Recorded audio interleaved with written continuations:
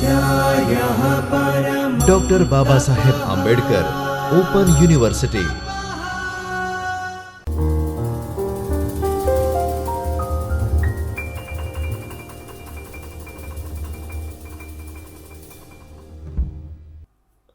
नमस्कार। Doctor Baba Saheb Ambedkar open university Ahmedabad के इस चैतन्य स्टूडियो से मैं डॉक्टर ओम तेरैया, एसोसिएट प्रोफेसर आत्मीय यूनिवर्सिटी, इस TYBA का एक सब्जेक्ट स्टैटिस्टिक, उसका unit number 10, index number 2, session 2 के बारे में आज हम बात करेंगे। तो आओ बच्चों, समझते हैं कि इंडेक्स नंबर 2 के अंदर कौन कौन सी मेथड हमने एप्लाई की है। ગયા લેક્ચરમાં આપણે વિદ્યાર્થી મિત્ર પ્રસ્તાવના સમજ્યા હતા, પદ્ધતિની મેથડ સમજી હતી, એમાં સૂચક આંક સમજ્યા હતા, જેમાં પહેલો હતો લાસ્ટ પેયરનો સૂચક આંક, બીજો હતો પાસેનો સૂચક આંક, ત્રીજો હતો ડોર્બિસ અને બાઉલીનો સૂચક આંક, એના પછી હતો માર્શલ અને એડવર્થનો સૂચક આંક, પાસેના સૂચક આંકનું સૂત્ર આપણે સમજ્યા હતા, ફિશરના સૂચક આંકનું સૂત્ર આપણે સમજ્યા હતા, એના પછી આપણે જોયું હતું એના ઉદાહરણો આપણે સમજ્યા હતા। આજે જે છે એ થોડા વધારાના ઉદાહરણ આપણે સમજવા માટે પ્રયત્ન કરીશું। તો ઉદાહરણ 7 સમજવા માટે પ્રયત્ન કરીએ, જેમાં આપણે કેટલી વસ્તુ મેળવવાની છે। ઉદાહરણ 6 જેવો જ એ ઉદાહરણ છે, જેમાં લાસ્ટ પિયરનો સૂચક આંક, પાસેનો સૂચક આંક, ફિશરનો સૂચક આંક, ડોર્બિસ અને બાઉલીનો સૂચક આંક। તો આપણે ટોટલ 4 વસ્તુ મેળવવાની છે વિદ્યાર્થી મિત્ર। તો અહીંયા જુઓ, ભાવ અને કુલ ખર્ચ આપ્યો છે। ભાવ અને કુલ ખર્ચમાં આપણને જથ્થો આપેલો હતો। તો વિદ્યાર્થી મિત્રો, તો જથ્થોનો સૂત્ર થાય કુલ ખર્ચ છેદમાં ભાવ। તો અહીંયા આપણને કુલ ખર્ચ આપ્યું છે, તો એ જથ્થો મેળવવો હોય તો કુલ ખર્ચના છેદમાં ભાવ આપણે કરવું પડે, તો આપણને એનો જથ્થો છે એ કેટલો છે એ આપણને મળી જાય। દાખલા તરીકે એ આધાર વર્ષનો છે, જેમાં 6000 કુલ ખર્ચ છે, ભાવ 60 છે, તો Q0 જથ્થો છે એ 100 મળશે। તો અહીંયા તમને છે એ પહેલાં 100 મળશે। એના ચાલુ વર્ષનો જથ્થો જોવા જાય તો 7350 છેદમાં 70 કરો તો 105 મળશે।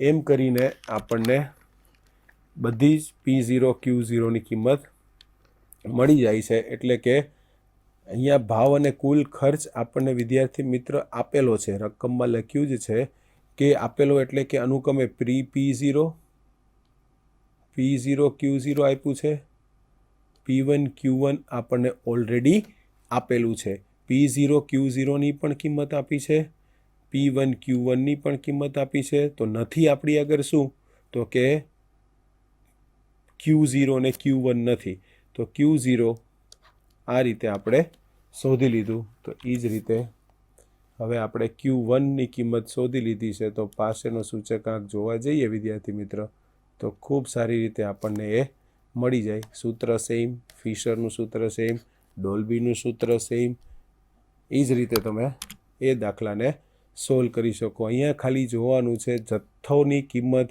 આપણને Q0 આપી નથી, તો Q0 નથી આપી તો આપણે એને અલગથી Q0ની કિંમત છે એ માટે મેળવી લીધી, ચાલુ વર્ષના જથ્થાની કિંમત મેળવી લીધી, અને એ પ્રમાણે આપણે ગણતરી કરી લીધી। દરેક ગણતરી કરવાની છે, એક માટે ખાલી કરવાનું નથી। તો અહીંયા તમે જુઓ છો કે સેમ વસ્તુ, જથ્થો અને ભાવ, એ બધી જ વસ્તુ અહીંયા આપણને આપી છે।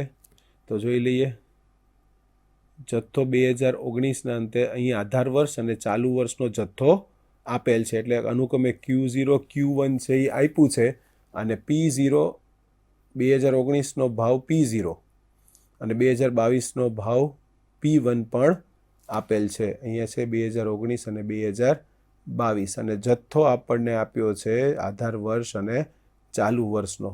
તો જોઈ લઈએ, વસ્તુ આપી છે, આ આપણને જથ્થો Q0 આપ્યો છે, જથ્થો Q1 પણ આપણને આપ્યો છે, આ રહ્યો, આ પણ જથ્થો જ છે, આ રહ્યો, આ ભાવ છે, આ ભાવ એટલે કે P1 P0 છે આધાર વર્ષ, આ છે ચાલુ વર્ષ એટલે કે P1 સાદરૂપ આપીએ ગુણાકાર કરીએ તો આ કિંમત મળે.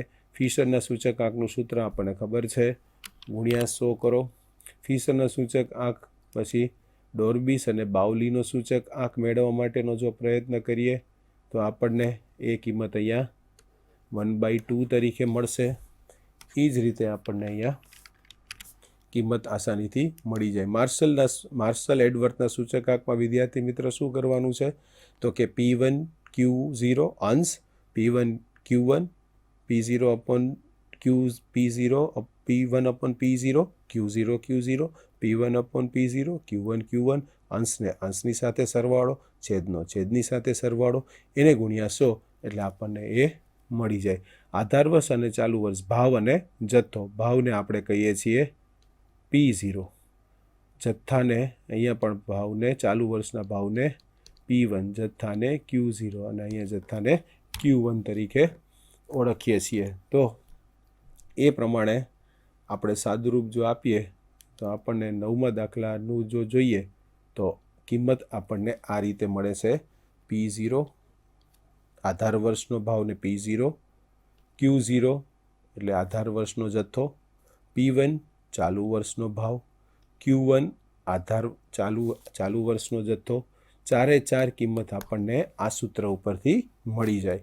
હવે સમેશન એટલે કે બધાનો સરવાળો કર્યો છે. અહીંયા 91, અહીંયા 101, અહીંયા 110, અહીંયા 123. તો વિદ્યાર્થી મિત્રો આ તમે જોઈ શકો છો આ રીતે અહીંયા ગણતરી કરેલી છે. બધી જ કિંમત મૂકીએ તો આપણને અહીંયા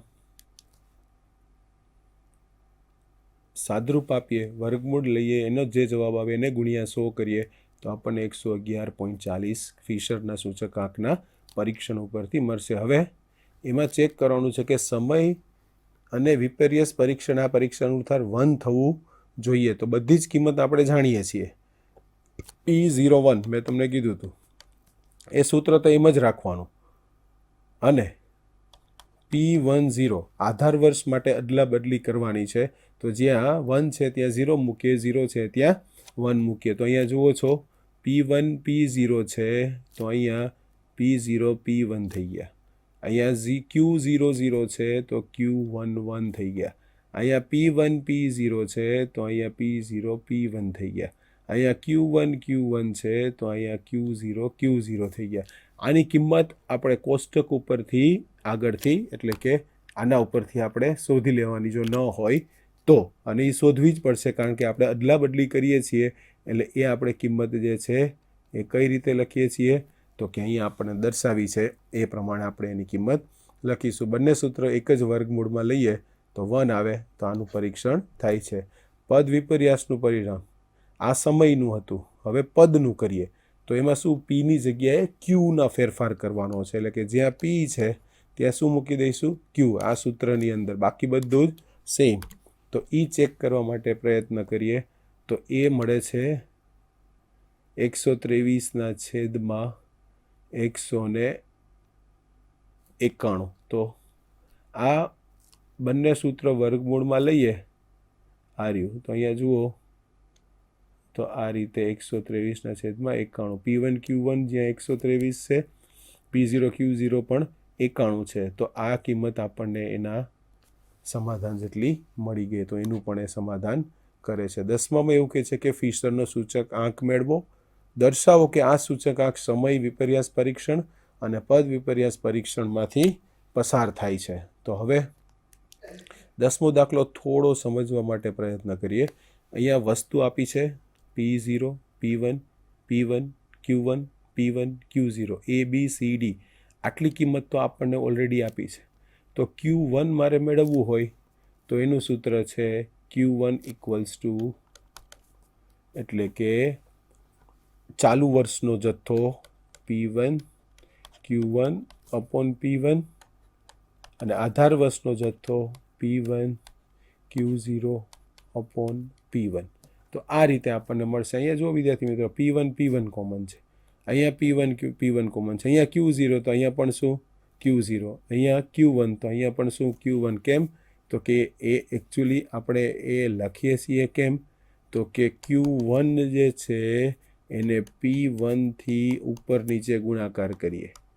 Q0માં જે છે Q0માં પણ P1 થી ઉપર નીચે એને ગુણાકાર કરીએ તો આપણને Q0 અને Q1 મળી જશે. તો Q0 અને Q1 અહીંયા મેળવી લીધા દરેક માટે ABCD ABCD. બસ પછી 1 2 3 અને 4 અને આગળ વધતા જઈએ તો આપણને ગણતરી પ્રમાણે જો કરીએ અને જો સાદુરૂપ આપીએ તો આપણને એ અહીંયા કિંમત છે એ મળી જાય છે. એટલે કે વર્ગમૂળ કાઢવાનું કેલ્ક્યુલેટરમાં વર્ગમૂળ નીકળી શકશે સીધું જ વિદ્યાર્થી મિત્ર. એને ગુણ્યા 100 કરીશું તો આપણને જવાબ આવશે 117.26. આ ફિશરના સૂચકાંકનું સૂત્ર છે. સમયના વિપર્યાસ પરીક્ષણ. સમયનું એટલે કે 1ની જગ્યાએ 0 0ની જગ્યાએ 1 એ કરીએ તો 1 મળે છે. એનો મતલબ એવો થયો કે એ સમાધાન કરે છે. હવે પદનું જોઈએ. એ શું થવું જોઈએ તો કે P1 Q1 upon P0 Q0 થવું જોઈએ. આ 1 થવું જોઈએ અને અહીંયા P01 Q01 ની કિંમત summation P1 Q1 summation P0 Q0 જેટલી થવી જોઈએ. તો વર્ગમૂળ લઈએ સાદુરૂપ આપીએ તો બેયની કિંમત સરખી આવે છે. તો ત્યાં પણ એ વિદ્યાર્થી મિત્રો શક્ય છે. હવે જીવન નિર્વાહ ખર્ચનો સૂચક આંક કોને કહેવાય તો કે જથ્થાબંધ ભાવના સૂચક આંકની રચનાથી ભાવમાં થતી સામાન્ય વધઘટનો ખ્યાલ આવે છે. પરંતુ સમાજના વિવિધ વર્ગો જુદી જુદી વસ્તુઓની વપરાશ કરતા હોવાથી જે તે વર્ગના લોકોના જીવન નિર્વાહ ખર્ચ પર કેવી અને કેટલી અસર થાય છે તે જથ્થાબંધ ભાવના સૂચક આંક ઉપરથી ચોક્કસપણે માપી શકાતું નથી. તેમજ એક જ વર્ષના લોકો જુદા જુદા સમયે જુદા જુદા પ્રમાણે વસ્તુઓ વાપરે છે. તે ભાવ સપાટીમાં થતો ફેરફાર લોકોના જીવન નિર્વાહ ખર્ચમાં વધુ અસર કરે છે. આથી જુદી જુદી વસ્તુઓના ભાવમાં થતા ફેરફારને કારણે લોકો ઉપર થતી અસરનો અભ્યાસ કરવા માટે આંકને જીવનનો સૂચક આંક કહેવામાં આવે છે અને એની સાપેક્ષ ટકાવારી દર્શાવવા માટે એનો ઉપયોગ થાય છે. એટલે કે સમાજના કોઈ ચોક્કસ વર્ગના એક જ સમયના જીવન નિર્વાહ ખર્ચ માટે વપરાતી વસ્તુઓ જેવી કે ખોરાક, કપડાં, બળતણ, ભાડું વગેરેનો ખર્ચ વધી જાય છે. અને એનું સૂત્ર દાખલા તરીકે કોઈ એક કુટુંબમાં વર્ષ 2015માં પોતાના જીવન નિર્વાહ પાછળ માસિક ખર્ચ 20,000 કરતું હોય, 22માં 40,000 ખર્ચ કરતું હોય તો જીવન નિર્વાહનો સૂચકાંકનો ખર્ચ શું થાય તો કે ચાલુ વર્ષનો ખર્ચ છેદમાં આધાર વર્ષનો ખર્ચ એને ગુણ્યા 100. સૂત્ર તો સેમ જ રહેશે વિદ્યાર્થી મિત્ર. ચાલુ વર્ષના જીવન નિર્વાહનો ખર્ચ છેદમાં આધાર વર્ષના જીવન નિર્વાહનો ખર્ચ એને ગુણ્યા 100. જીવન નિર્વાહ ખર્ચના સૂચકાંકને છૂટક આંક તરીકે પણ ઓળખવામાં આવે છે. આવા સૂચકાંક ઓછા પગારદાર કે મધ્યમ વર્ગના કર્મચારીની મોંઘવારી ભથ્થાની ગણતરી કરવા માટે વિશેષ ઉપયોગી નીવડે છે. જીવન નિર્વાહ ખર્ચને ધ્યાનમાં રાખીને મોંઘવારી ભથ્થું નક્કી કરવામાં આવતું હોવાથી વાસ્તવિક વેતન ઘટી જતું નથી. જીવન નિર્વાહ ખર્ચના સૂચક આંકની રચના કેવી હોઈ શકે તો પહેલું હેતુ. સૌપ્રથમ હેતુ વ્યાખ્યા સ્પષ્ટ હોવી જોઈએ. કયા વર્ગના લોકો માટે જીવન નિર્વાહ ખર્ચના સૂચક એક મધ્યમ વર્ગ અને ઓછા પગારદાર વર્ગની જ વાત છે. ધનિક વર્ગ અને મજૂર વર્ગના લોકોની જરૂરિયાતો જુદી જુદી હોય છે. અનાજ કરિયાણાના ભાવમાં વધારો થાય તો ધનિક વર્ગના લોકોના જીવન નિર્વાહ ખર્ચ પર ઓછી અસર થાય છે. મજૂર વર્ગના લોકોના જીવન નિર્વાહ ખર્ચ પર વધુ અસર થાય છે. આથી જીવન નિર્વાહ ખર્ચના સૂચક આંકની રચના માટે હેતુ સ્પષ્ટ હોવો જોઈએ. કૌટુંબિક બજેટ તપાસ અને યોગ્ય કદના નિર્દેશનની પસંદગી. હેતુ નક્કી થયા બાદ કુટુંબોની પસંદગી કઈ રીતે કરવી, તે વર્ગના લોકો માટે જીવન નિર્વાહનો ખર્ચ કઈ રીતે શોધવો, દરેક કુટુંબની જીવન નિર્વાહ ખર્ચની માહિતી મેળવવાનું કાર્ય મુશ્કેલ હોય છે. તેથી કૌટુંબિક બજેટ તપાસ કરવામાં આવે છે. આ તપાસ યદચ્છ નિર્દેશનની એટલે કે રેન્ડમ વેરિયેબલની હિતાવહ છે.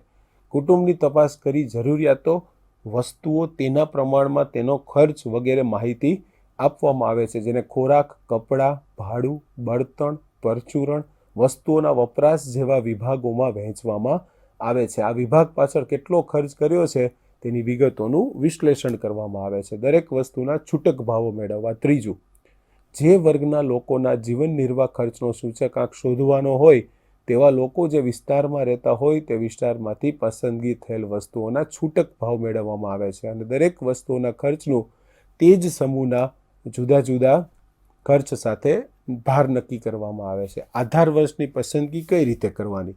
તો કે જથ્થાબંધ ભાવના સૂચક આંકની રચનામાં સમાયેલ મુદ્દાની જેમ જીવન નિર્વાહના ખર્ચના સૂચક આંકની રચનામાં પણ એનું ટકાવારી શોધવામાં આવે છે. હવે સરેરાશ પસંદગી અને ભારિત પસંદગી. તો કે જુદી જુદી વસ્તુઓના ભાવ સાપેક્ષ પરથી સામાન્ય હોવું જરૂરી છે, પણ કેટલીક ગણતરી કઈ રીતે કરવામાં આવે છે અને એના પછી યોગ્ય મહત્વના આધાર પ્રમાણે એનો ભાવ નક્કી કરવામાં આવે છે. તો નીચેના સૂત્ર મદદથી આપણે જોઈશું. તો જીવન નિર્વાહનો કુલ ખર્ચ માટેનું સૂત્ર વિદ્યાર્થી મિત્ર અહીંયા લખ્યું છે I ઇન્ટુ વેઇટ ઉપર I એટલે કે સૂચક આંક એને ભારથી ગુણી નાખવાનો. ભાર એટલે જુદા જુદા સમૂહનો સૂચકાંક. I એટલે P1 અપોન P0 એને ગુણ્યા 100 અને W એટલે ભાર. જીવન નિર્વાહ ખર્ચના આંકના ઉપયોગો. તો આ પણ આપણને થિયોરીની અંદર એક્ઝામમાં પૂછાઈ શકે થિયરી પોઈન્ટ ઓફ વ્યૂથી કે જીવન નિર્વાહ ખર્ચના સૂચકાંકના ઉપયોગો ક્યાં ક્યાં? તો કર્મચારી અને કારખાના કામ કરતા વર્કરો માટે નિયમિત ધોરણે કરવામાં આવે છે. ભાવની સપાટી વધવાને કારણે આ લોકોના જીવન નિર્વાહના ખર્ચ પર કેટલી અસર થાય છે તે પ્રમાણે કર્મચારીના મોંઘવારી ભથ્થામાં કેટલું વધઘટ થાય છે અને રૂપિયાની ખરીદી શક્તિની દ્રષ્ટિએ એક સરખો હોય છે એના ઉપયોગ થાય છે. નાણાકીય સાચી ખરીદ કરવામાં ઉપયોગ થાય છે. જીવન નિર્વાહ સૂચકાંક છૂટક ભાવમાં થતો ફેરફારમાં પણ ઉપયોગ થાય છે. જુદા જુદા દેશના ભાગોમાં વિવિધ વર્ગોનું જીવન ધોરણ નક્કી કરવા માટે ઉપયોગ થાય છે અને વિશિષ્ટ સગવડો નક્કી કરવા માટે સંસ્થાઓમાં જીવન નિર્વાહ ખર્ચનો ઉપયોગ લઈ શકાય છે. જીવન નિર્વાહ ખર્ચના સૂચકાંકની મર્યાદાઓ. પહેલી મર્યાદા, જીવન નિર્વાહ ખર્ચનો સૂચકાંક સમગ્ર વર્ષ કે સમય માટે જીવન નિર્વાહ ખર્ચમાં થતો સમયમાં ફેરફાર દર્શાવે છે. ચોક્કસ વ્યક્તિ કે કુટુંબ માટે કરી શકાય નહીં. એની મર્યાદાઓ છે. જે લોકોને જુદા જુદા વર્ગમાં વહેંચવામાં ભૂલ થઈ જાય, સૂચકાંકની રચનામાં પણ જો ભૂલ થઈ જાય તો સંપૂર્ણપણે સૂચકાંક મળે નહીં. જે આપણે ઇન્ડેક્સ નંબર 1માં પણ વિદ્યાર્થી મિત્ર જોયું હતું. કોઈ એક પ્રદેશ માટેનો સૂચક આંક બીજા પ્રદેશના તે વર્ગના લોકો માટે વાપરી શકાય નહીં. ચોથું, સૂચક આંકની રચનામાં એવી ધારણા કરવામાં આવે છે કે આધાર વર્ષમાં વસ્તુઓનો જ વપરાશ થતો હોય તો જે પ્રમાણે ચાલુ વર્ષમાં વપરાશ થાય છે તે હકીકતમાં એવું બનતું હોતું નથી. ઉદાહરણો જોઈએ. જીવન નિર્વાહનો ખર્ચ કરવા માટેના ઉદાહરણો સમજીએ. IW upon W into 100. તો સૂચકાંક આપ્યો છે, ભાર આપ્યો છે. સૂચકાંક આપ્યો છે, I આપ્યો છે, અહીંયા ભાર આપ્યો છે એટલે કે W આપ્યા છે. તો અહીંયા તમે એની સાથે ગુણાકાર કરો તો IW મળી ગયું ને. તો આપણું સૂત્ર છે IW અપોન W ઇન્ટુ 100.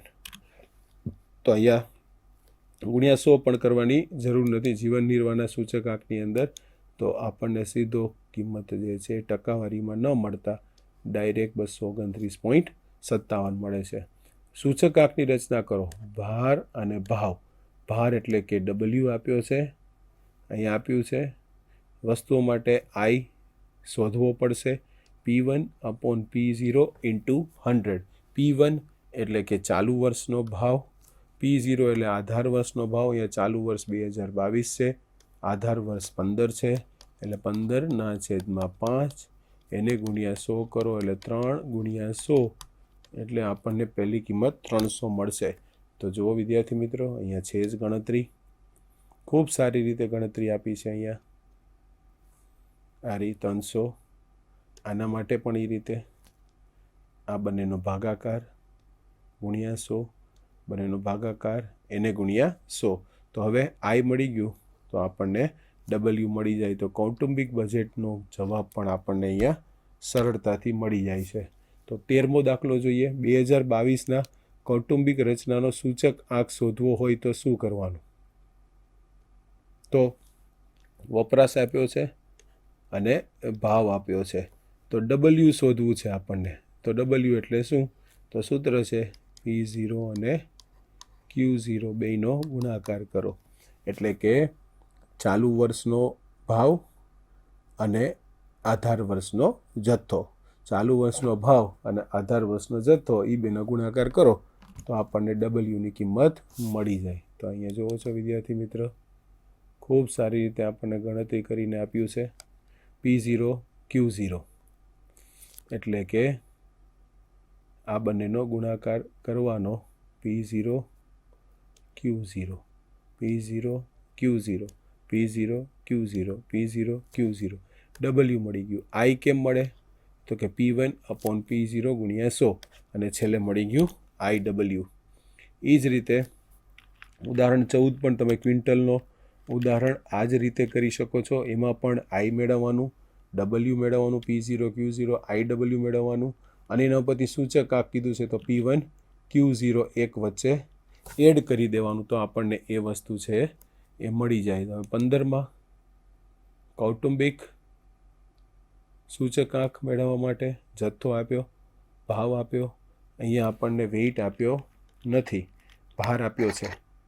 તો P0 Q0 I પણ આપણને મળી જાય. P1/P0 ગણતરી કરી નાખીએ, કોષ્ટક બનાવીએ વિદ્યાર્થી મિત્રો.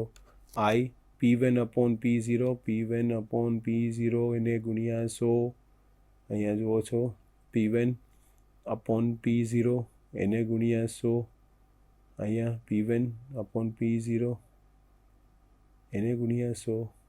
એ જ રીતે I મળી જાય. એ જ રીતે અહીંયા તમને W એટલે કે વેઇટની કિંમત પણ મળી જાય. અને છેલ્લે તમારે કરવાનું છે વિદ્યાર્થી મિત્ર IW એટલે કે છેલ્લી બે કોલમનો ગુણાકાર એ લાસ્ટ કોલમમાં મૂકો એટલે કૌટુંબિક બજેટની રીતથી 154 જવાબ છે આપણને મળી જાય. 16મો દાખલો પણ એ જ રીતે છે. આપણને ભાર આપ્યો છે, ખર્ચ આપ્યો છે. તો ભાર અને ખર્ચ આપ્યું છે તો આપણે કંઈ ચિંતા નથી. P0 અને P1 આપ્યું છે તો આપણે જે જોતું હતું એ જ આપણને આપ્યું છે. W પણ આપ્યું છે તો I પણ મળી જાય અને IW પણ સરળતાથી આપણને મળી જાય. 17માં પણ આપણને ખર્ચની વિગત આપી છે અને નીચે એનો ભાવ આપ્યો છે. ભાર આપ્યો છે, ખર્ચની વિગત એટલે એનો ભાર.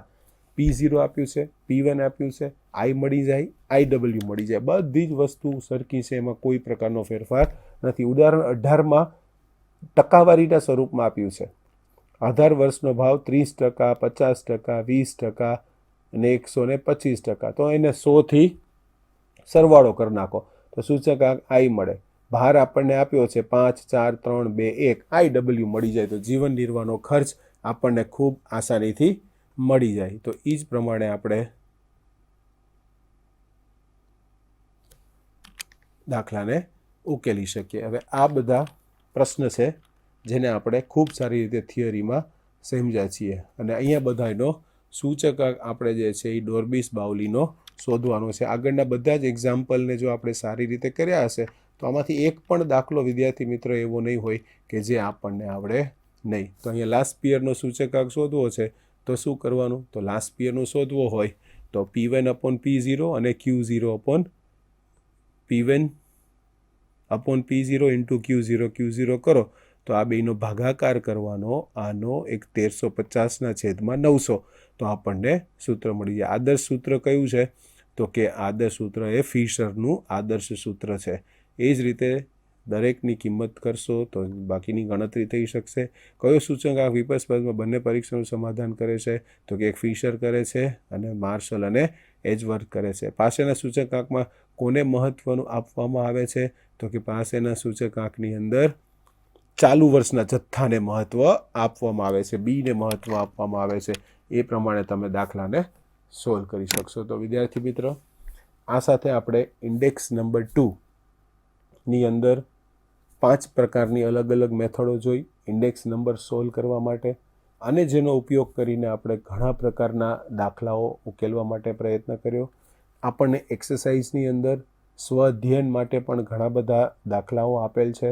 જો એનો આપણે સારી રીતે યુઝ કરીશું, ઉપયોગ કરીશું તો આપણે ખૂબ સારી રીતે એ વસ્તુને કરી શકીશું. તો આશા રાખું છું કે તમને બંને યુનિટ ખૂબ જ સારી રીતે સમજાયા હશે અને જેટલી પ્રેક્ટિસ કરશો, સૂત્રને લખશો અને ગણતરી કરશો કેલ્ક્યુલેટરમાં તો આસાનીથી તમે સૂત્રને યાદ રાખી શકશો. આ સાથે ઇન્ડેક્સ નંબર 2 અહીંયા આપણે પૂરું કરીએ છીએ. ધન્યવાદ.